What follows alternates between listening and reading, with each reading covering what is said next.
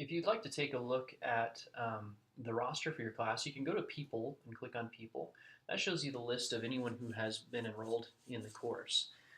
This interface shows a number of different things. It shows the name of the student. It shows their EOU email address if you need that. It also shows the last time that they were active in the course and the total time that they've spent in the course.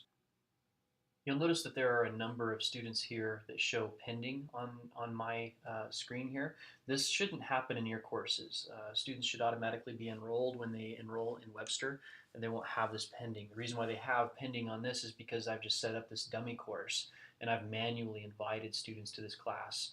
And so until they accept that invitation, it will say pending.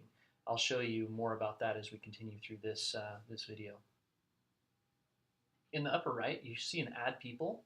If you use this, you can just add a student by their email address. I'm going to pick on Nancy for this illustration. You choose the role that they have, and then I can click on Next. It should detect that person's name, the first and last name. If it does not detect their first and last name, then you have the email address incorrect, and you want to start over and do it again. If it does detect the first and last name of the student, then it does. You got the email address correct, and you can click on Add Users to send them an invitation.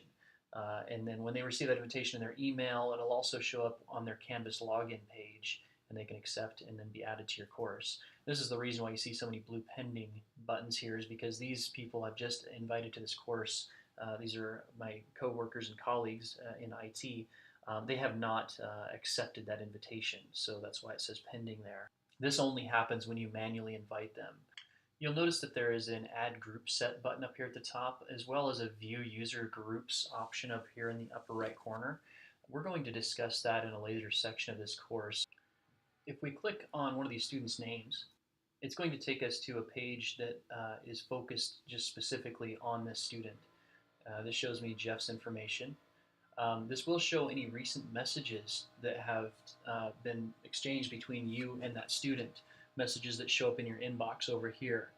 They'll also appear on this particular student's People page. Over here on the right-hand side, you can take a look at the student's grades very easily. You can send the student a message. You can check out that student's interactions with you. You can also see an access report specific for this student. Now, all of these items, if I click on them, they're not going to show you anything because Jeff really hasn't been active in my course at all. So it's not going to show you a lot, but I'd encourage you to check out your own live courses and take a look at these items so you can kind of get a feel for what all you can learn about your students, how they're participating in your course. You can also see the different services that the student has registered for. Jeff has registered his Google Docs account through Canvas, so he's able to. I know that he's able to actually hand in assignments through Google Docs.